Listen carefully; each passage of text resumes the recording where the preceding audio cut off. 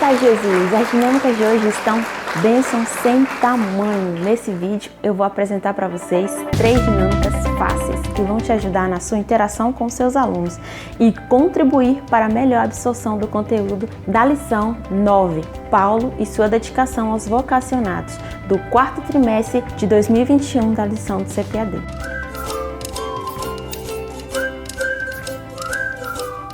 A paz do Senhor, povo de Deus! Meu nome é Elane Costa, eu sou professora de EBD há uns 10 anos e a minha primeira classe foi de adolescentes. E a sua, você se lembra? Para mim foi um grande desafio. Primeiro porque eu não tinha tanta experiência e depois porque eles conversavam muito paralelamente. Então eu tive que usar o bastão da palavra. Na lição 7 eu dei algumas dicas aqui no canal do que você poderia fazer para aumentar a participação da sua turma nas aulas. Eu vou deixar aqui nos cards se você ainda não assistiu. Porém, tem alunos que estão sempre contando um causão que não termina nunca, cheio de detalhes e personagens que ninguém conhece e quase sempre foge do assunto da lição. E aí, você pensou em alguém? Mas também tem casos em que alunos não expõem a sua ideia para toda a turma, mas gosta de conversar paralelamente durante a explicação. Se isso acontece na sua turma, é para você essa dica do bastão da palavra. Islane, bastão da palavra, o que é isso? É uma estratégia que eu aprendi com a minha professora Laodiceia quando eu era adolescente. Faça assim: pegue um objeto macio, um urso ou uma trouxinha de tecido e leve para a sua sala. Precisa ser algo que você possa jogar no aluno sem machucá-lo. Eu tive um professor que jogava giz e piloto. Nossa, não recomendo. Isso machuca, eu sei. Então, fale com seus alunos assim: hoje temos muitas coisas para aprender e muitas dinâmicas para executar. Então, só vai falar quem tiver com o bastão da palavra.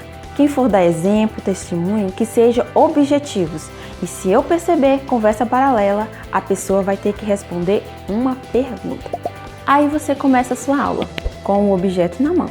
Se alguém quiser participar, você entrega o objeto. Se você tiver intimidade e a pessoa estiver distante, você pode jogá-lo. Eu não recomendo objetos cortantes porque pode machucar, justamente nessa hora. Em minha turma de senhoras, eu já usei o bastão da palavra. Quando eu percebia uma conversa paralela, eu jogava o objeto no colo da irmã e perguntava: o que eu acabei de falar? Geralmente a irmã ficava nervosa e respondia qualquer coisa. Geralmente a irmã não sabia o que falar, mas fazia qualquer comentário e eu seguia minha aula. Isso fazia com que as demais irmãs prestassem muita atenção na aula, para não ser surpreendida com uma pergunta aleatória. No caso da irmã, que estava com o bastão da palavra e começava a falar um causão e não terminava nunca, eu, com toda a educação, já ia tirando o objeto dela e intervindo educadamente para que a história fosse abreviada. E falava que o tempo estava corrido, que a gente tinha que adiantar, que senão a gente não ia chegar no final da lição. Com o tempo, o bastão da palavra não será mais necessário nas suas aulas, elas vão render muito mais. Por falar nisso, explique sua lição até o fim. Se para você nunca dá tempo chegar até o fim, eu vou explicar em um outro vídeo umas dicas que eu uso nas minhas aulas, então se inscreva para não perder nenhuma dessas dicas. Na semana passada fizemos muita bagunça. Que tal a gente se comportar nessa? Será? Dinâmica número 1. Questionário de reflexão. Você vai precisar de papel, caneta ou lápis. E agora, irmã Lane, eu não tenho caneta suficiente para todos os meus alunos. Irmão, dá seu jeito. Sabe, uma dica é mandar mensagem para os seus alunos e pedir que eles levem 2 ou mais canetas. Assim, quem não levar nenhuma pode pegar emprestado com esse que levou um pouco a mais. Você também pode pegar emprestado com a secretaria da sua igreja. Meu irmão, não sei o que você vai fazer, mas no fim vai dar certo. Peça, granjei caneta, granjei lápis, vai dar certo.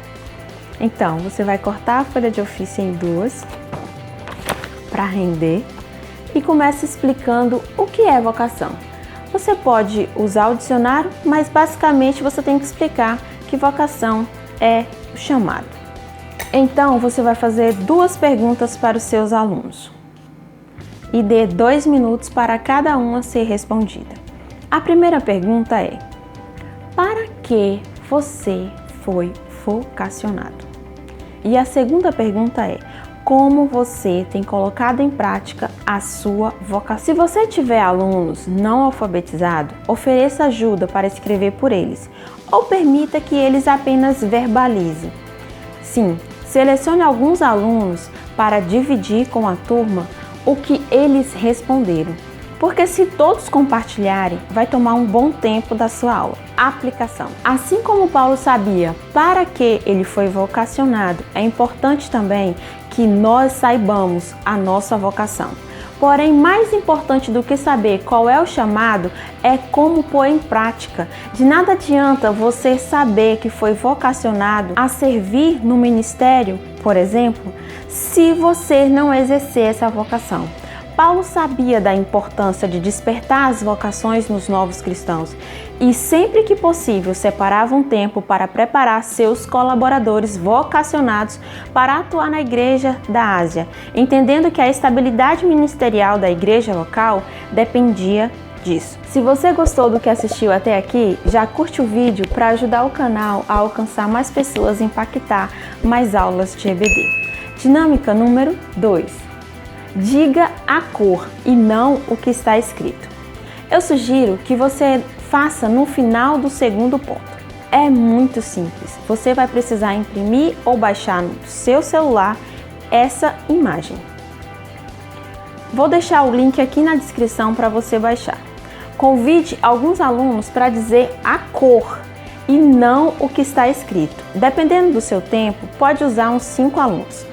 É muito difícil dizer a cor quando estamos lendo algo totalmente ao contrário. Certamente muitos vão errar e vamos ter altas risadas.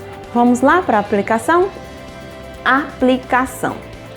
Paulo tinha o compromisso de viver em coerência. O que ele ensinava, ele vivia, e o que ele vivia, ele ensinava. Ele levava uma vida sem status, pois desejava refletir a humildade de Cristo.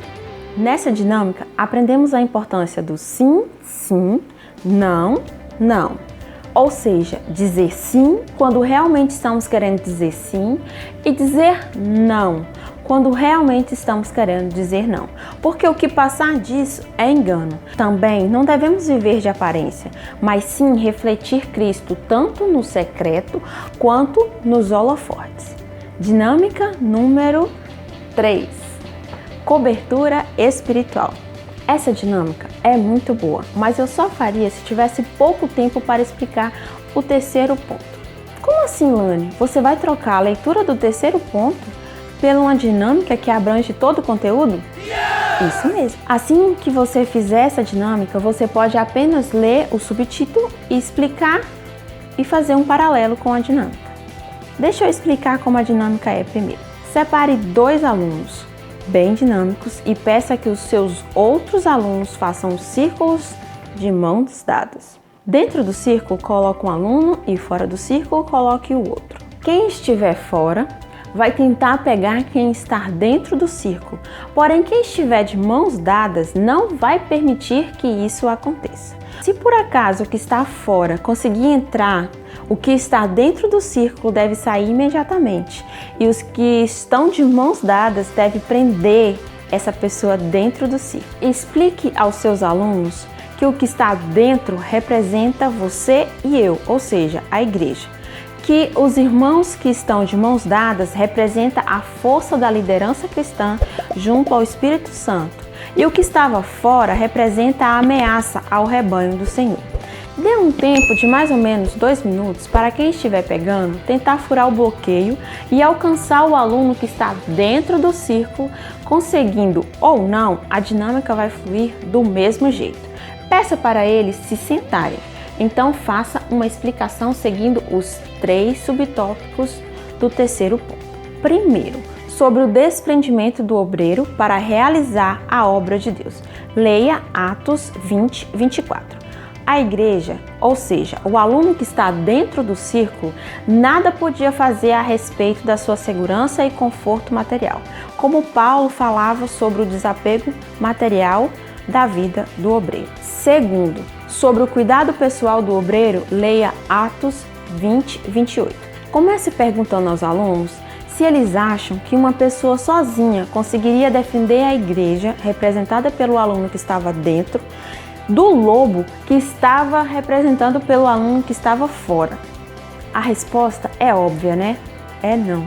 Assim também, o pastor sozinho não consegue defender a sua igreja, até porque ele não é um super-homem, mas com a ajuda de Deus, ele pode zelar pela saúde espiritual, física e emocional do corpo de Cristo.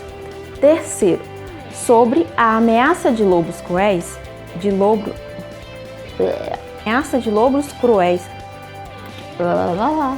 Sobre a ameaça de lobos cruéis no rebanho de Deus, leia Atos 20, 29 e 30. Os falsos mestres querem incutir falsas doutrinas dentro da igreja.